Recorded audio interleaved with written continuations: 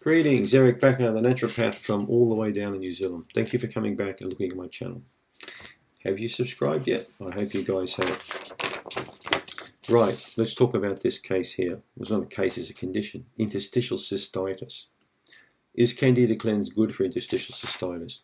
Of course it's good. A Candida cleanse is good for many chronic conditions. In fact, I had a patient yesterday, a lady in her 50s with interstitial cystitis. This lady's had this condition for 10 years. The interesting thing is when I kept asking her about why this thing started, you know, she's what, 56? I said, when you were in your mid-40s, what happened? I don't know, I can't remember. She said, but I do remember one thing. I had a problem with my tooth and I went on antibiotics for 6 months before the problem. And I said, well then what happened? And she said, well the problem slowly started after that. Now what do you think's happened? She's destroyed her gut flora big time, right? Not only she destroyed her gut flora, she's just destroyed her bladder flora. You can wreck flora in different parts of the body with antibiotics, not just in the gut. So a Candida cleanse is a very smart move for anybody with interstitial cystitis. Now this patient yesterday was naughty because I said to her, when was the last time you had something that was not so nice? And she said, I had a chocolate biscuit this morning. I said, well, that's not a good idea with cystitis. You want to keep away from this stuff. No alcohol, no chocolate, no coffee and tea. These are all bladder irritants. They have to be stopped.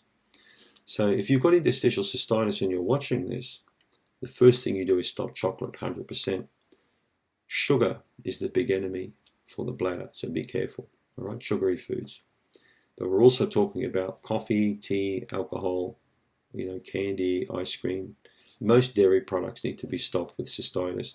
So a big diet change needs to occur. And you probably know what foods need to go if you've got cystitis. So if you've got that problem and it's not going away, you need to be a lot tougher on yourself because the condition's pretty tough on you, isn't it?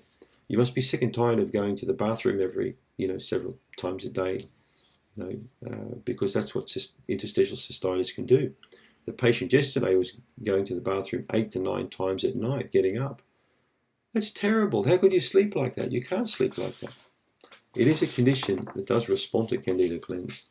But here's what I think you should do if you've got interstitial cystitis, especially chronic.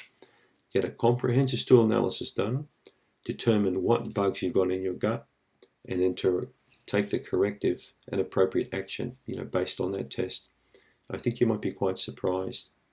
Probiotics work very well with interstitial cystitis, especially good probiotics like Lactobacillus rhamnosus, Lactobacillus plantarum, Lactobacillus acidophilus.